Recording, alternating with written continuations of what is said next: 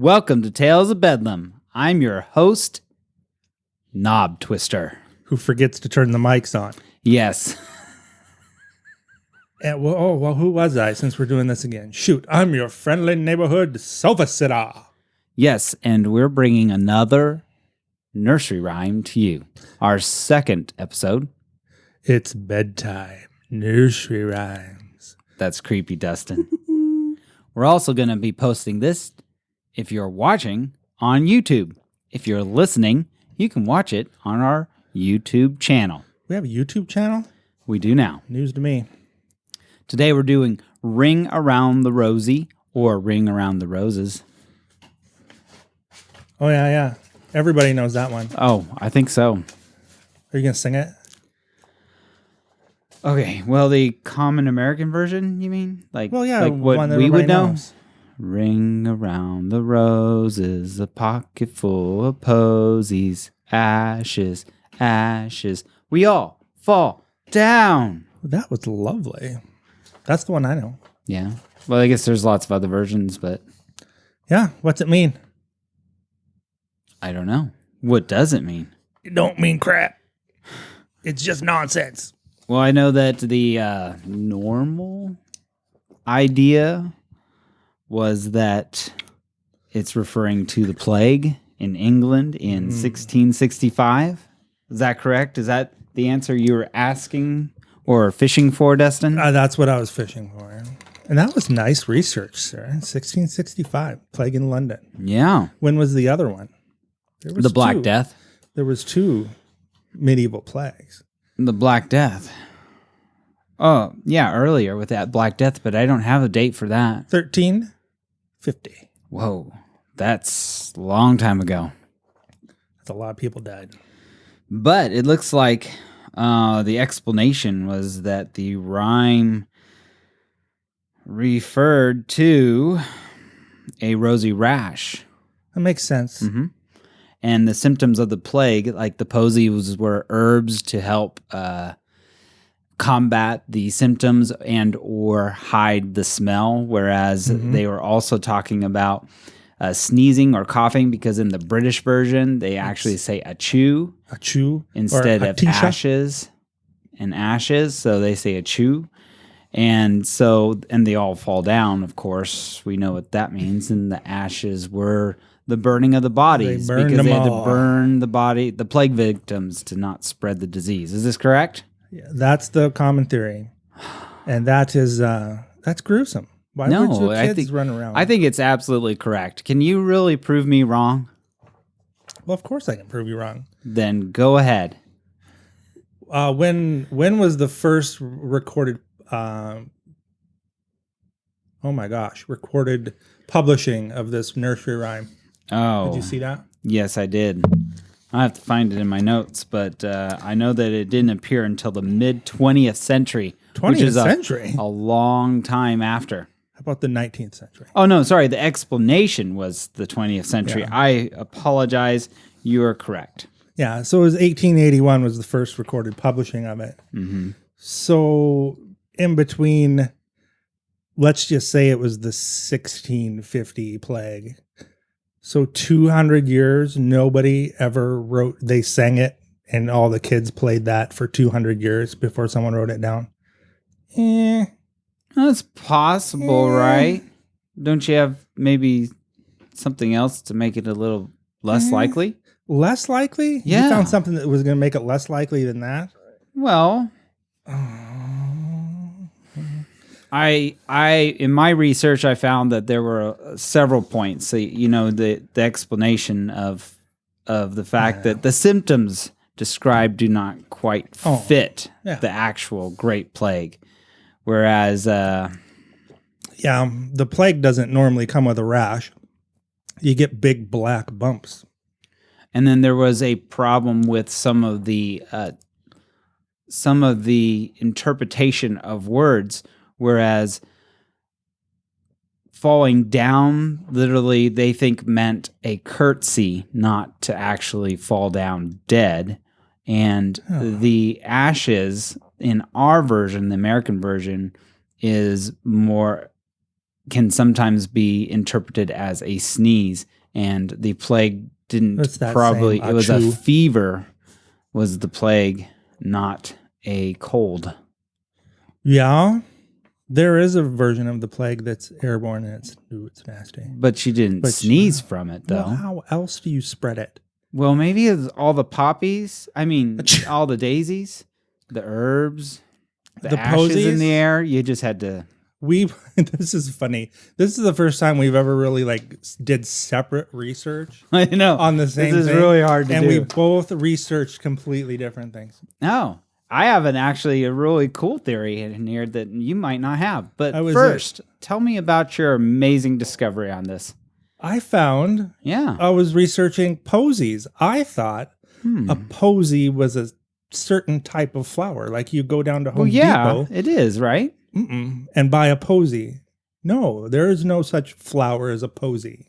Then what's a posy is a... It's like a pose? And see if you can remember where we had this word before. A nosegay. So it's a bundle. What was the nosegay? Yeah, it was a bundle or a bouquet.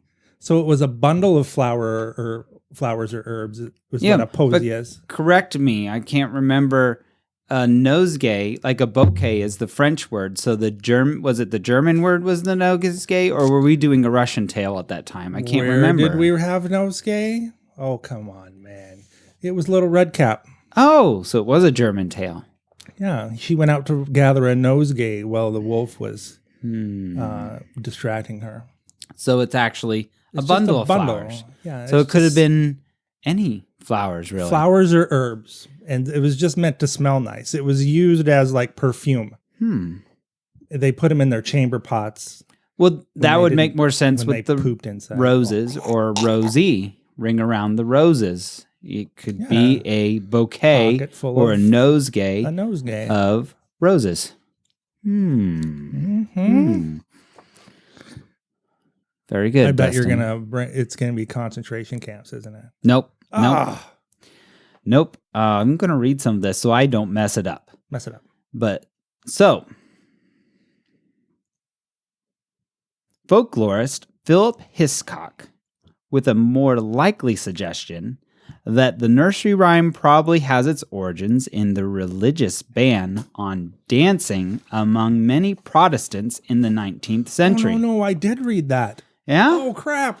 In Britain as well as here in North America, adolescents found a way around the dancing ban with what they called in the United States the play party.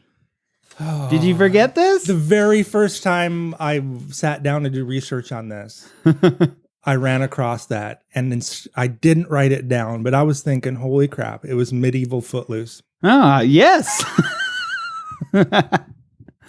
Don't put baby in the corner. That was, oh my God. Play parties consisted... That wasn't Footloose. Oh. That was Dirty Dancing. Sorry, I'm getting my dancing movies mixed up. Footloose was Kevin Bacon, sir. Play parties consisted of ring games, which differed from square dances. Yeah. Only in their name and their lack of musical accompaniment. I read did you get that? I read the exact same thing. That was on Snopes, wasn't it?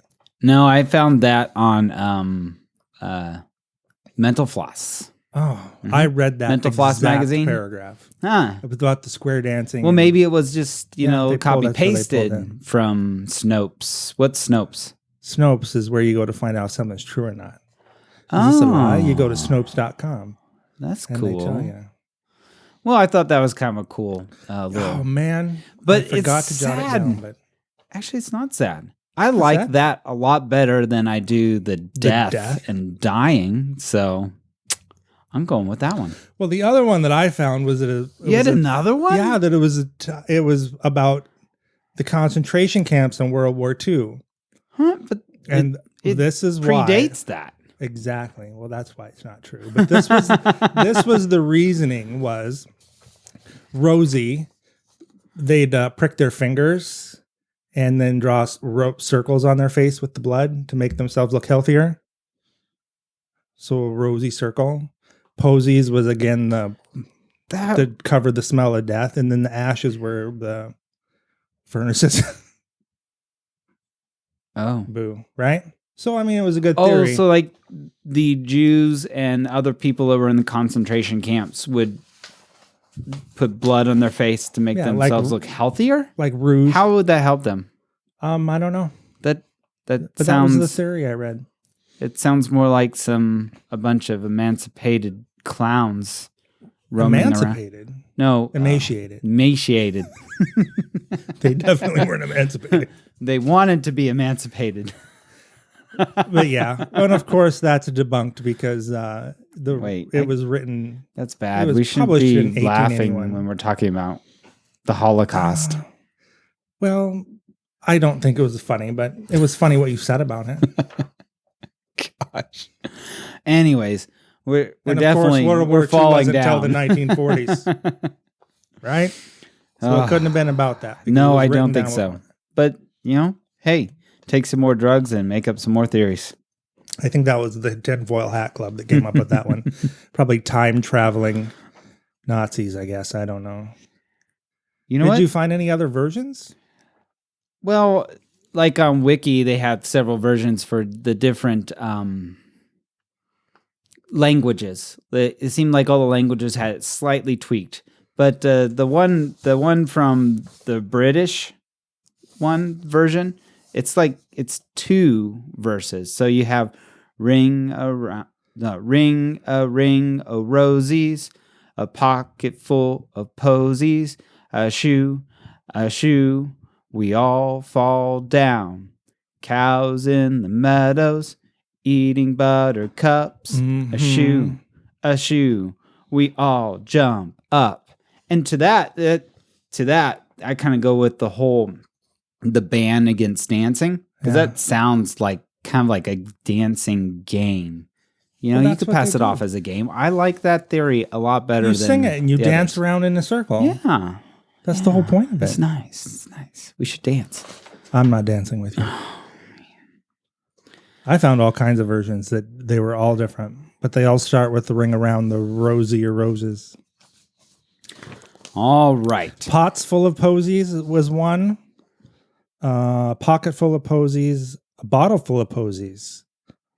Girls in the town. One for Jack and one for Jim and one for little Moses. What? Yeah. There I found all kinds of versions. I've never heard that one. Like this one.